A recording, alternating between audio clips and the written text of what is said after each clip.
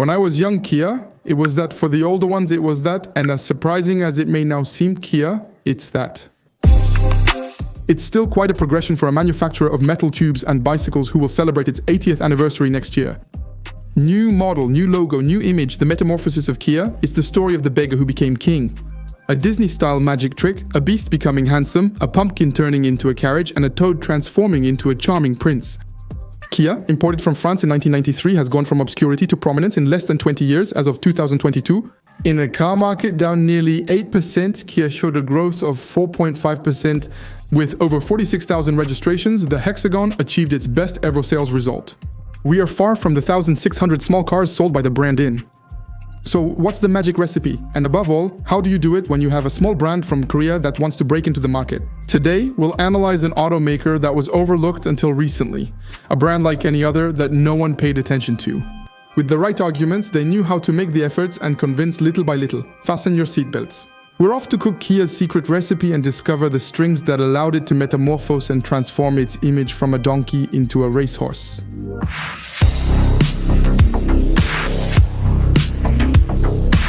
To understand the design of modern Kias, you have to understand that the company has always had in its DNA the will to move forward. The Kia brand's epic story begins in 1944 in South Korea.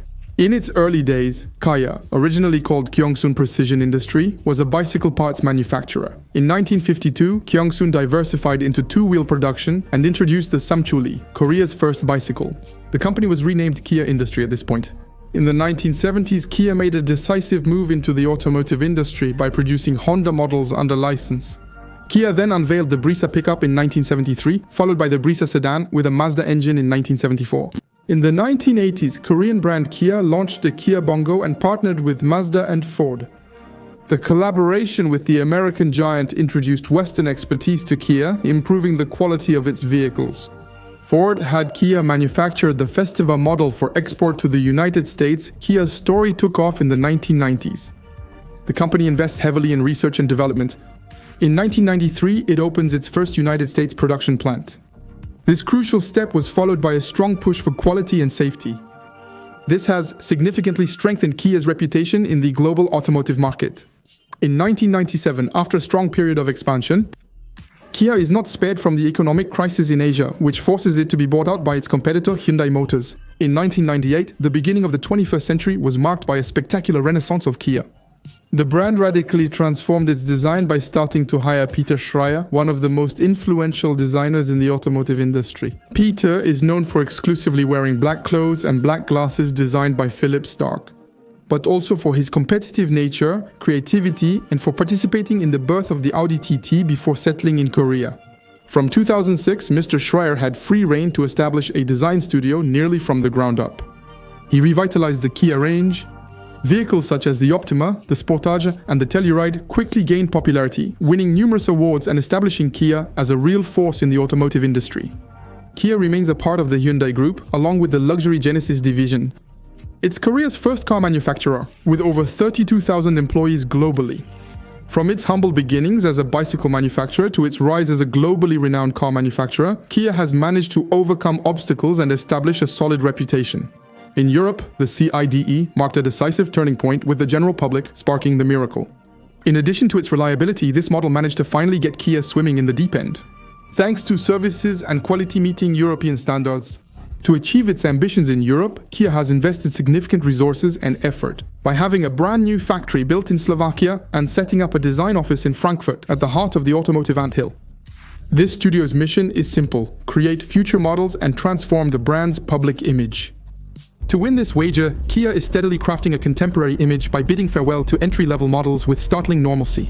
And Cocorico, it's a Frenchman, Gregory Guillaume, who has been managing this studio for several years. After working at Volkswagen on key projects like the new Beetle and Golf 4, in the design organization chart at Kia, we still find some big names in the automobile industry. Karim Habib, the former BMW design boss, is now the director of the brand's design. Known for his work on the Series 7, then moved to Infiniti between 2017 and 2019, the head of design for the entire Hyundai Group sits at the very top. Luc Donkerwolk, the legendary designer of the Murcielago and former Bentley design director, has settled in Korea. With such a fleet, it's no wonder the design has become appealing. Beyond the car's personality, the brand is now recognized for its spectacular rise in range. The renewal strategy has been based on a simple idea from the start. A manufacturer's health depends solely on its product quality. To reach its objective and become a global leader in reliability and perceived quality, the company has dramatically revamped its production techniques, taking cues from its Japanese counterpart, to provide cars with Toyota-level reliability and Volkswagen's perceived price-quality ratio. The somewhat outdated factories in Korea have been modernized, suppliers and equipment manufacturers undergo strict controls upstream of production, and Kia prides itself on being responsive to quickly correct any issues that may occur on the line.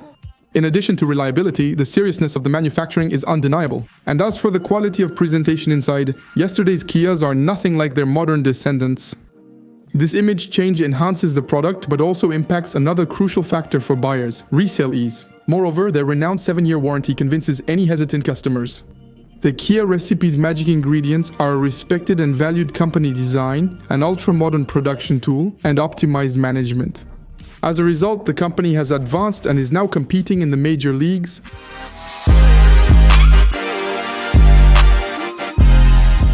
As mentioned in the BMW video and Alfa Romeo episode, we've discussed this before. Brands that succeed in creating a coherent and memorable identity generally have an advantage in the market. The automotive industry is highly competitive, especially for generalist brands like Kia, as many companies offer similar products. A distinctive identity therefore allows a manufacturer to differentiate itself from its competitors by highlighting its unique features and creating a specific brand image. Customers are often attracted to brands that evoke emotions and values that are dear to them. Having a distinctive identity helps to create an emotional connection with customers and can encourage loyalty to the brand. Land Rover is often linked to values like robustness, timelessness, and elegance, appealing traits that draw a loyal audience. And as you may have seen in the intro of this video, Kia's identity. For years, it was a total fiasco. But in the 2010s, the whole world was able to witness the birth of its personality. Carried by the slogan, "The power to surprise, the power to surprise." The concept behind the design, which has evolved over time, perfectly embodies the brand's philosophy and includes several key principles. Kia vehicles, irrespective of category and size, feature relatively sporty design elements that bolster the brand's dynamic and high-performance image.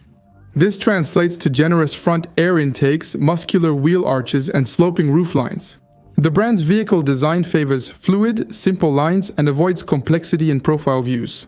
The sculpted minimalist surfaces help many models age gracefully. But one of the most iconic elements of Kia's design is its tiger nose grille. This distinctive front grille has become the visual signature of the brand and gives it a real presence. It has a rectangular or bean-like shape with a slight pinch in the middle. The marked contours enhance its charismatic appearance, reminiscent of a tiger's authoritative muzzle.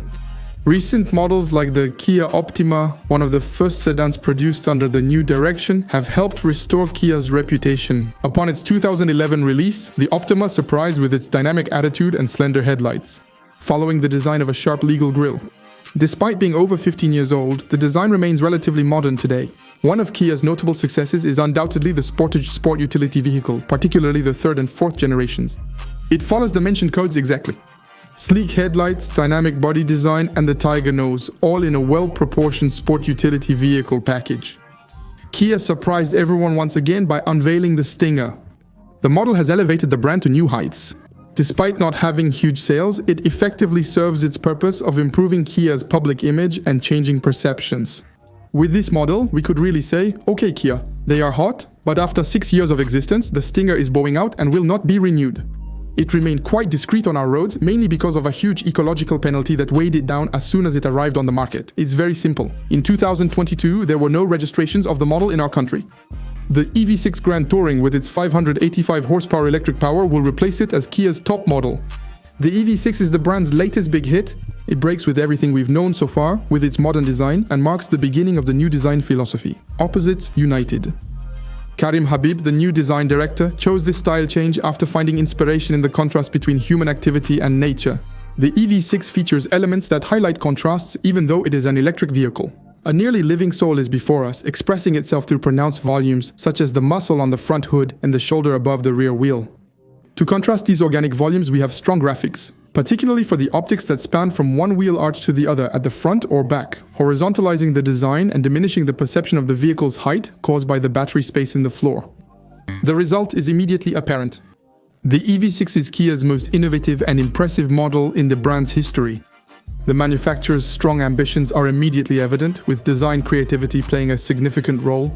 The EV6 with its innovative design represents a significant upgrade for the manufacturer. With 20% of new customers coming directly from premium brands, this innovative design is appealing due to its valuable high-tech image. And that's also why the car is acclaimed by companies and allows Kia to conquer this market, helped by leasing offers that attract fleets and professionals. So yes, the EV6 is a masterstroke, but as surprising as it may seem, every great success brings its share of problems.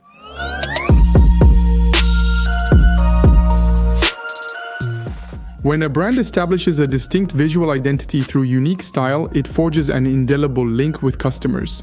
Kia has achieved this with its new EV6. The EV6 is Kia's new flagship model, but it's not their entire range, and that's where the problem arises when considering the full lineup. If you want to buy a Kia right now in France, you can choose between the Picanto, the Rio, the Stonic, the Soul Electric, the Ceed, and all its variants. But also the SUVs Niro Sportage, EV6 Sorento, and EV9. To clarify, offering a wide range of options is a strategy used by many brands. The real issue is that within this Kia range, we really struggle to grasp a coherent identity. We don't have the family resemblance. This allows tracing a kinship link between the models, similar to Volkswagen, Mercedes, or Peugeot. The EV6 and other electric vehicles no longer require a large air intake for engine cooling. And so we see the disappearance of the grille and the tiger nose as we knew it until now. So it's difficult for an average motorist to identify that this car and this car are part of the same brand. Yet, the need to have a coherent and recognizable range is even more crucial for Asian brands, which do not have a history of activity as rich in Europe. When manufacturers like Toyota or Honda entered the European market, they had to win the trust of Western consumers who were traditionally attached to European brands. To achieve this, they understood the importance of creating a clear, identifiable design across the entire product range. It also establishes customer trust by showing commitment to quality, seriousness, and product durability. Kia's stance on that point is unclear. The newest Sportage was released simultaneously with the EV6, yet their styles are completely unrelated. The EV6 flagship represents the transition from traditional thermal to new electric models. But even between the EV6 and the new electric vehicle 9, it's hard to see a common DNA. The EV6 is muscular and fluid, while the EV9 abandons the strong horizontal character optics and adopts a strict rectilinear bodywork that conveys robustness. The EV9 and EV5 have the same constant but tell different stories. When all models are compared, the result is clear. Even the new Kia logo, supposed to represent the company's commitment to becoming an icon of innovation, is hard to understand. Many are tempted to read it as K and instead of Kia. It's disappointing that Kia's logo, which should be the last line of defense in ensuring proper brand association, isn't working effectively at the moment. So, their next big project will be to work to avoid the difficulties of identifying the brand and place it where it needs to be. Considering all their accomplishments over the years, we can only hope they reach their goal soon. I really enjoyed creating this episode about Kia, a brand I wasn't particularly interested in initially. They're offering new things to the market and their design has quite a bit to discuss. I'm awaiting your comments to hear your thoughts. For the most passionate, I've opened my Instagram Lead Designer Auto. Subscribe for my inspirations and car design analyses. Above all, your feed will be filled with car pictures instead of landscapes or food photos. That's what we love. Thanks to everyone and see you next time.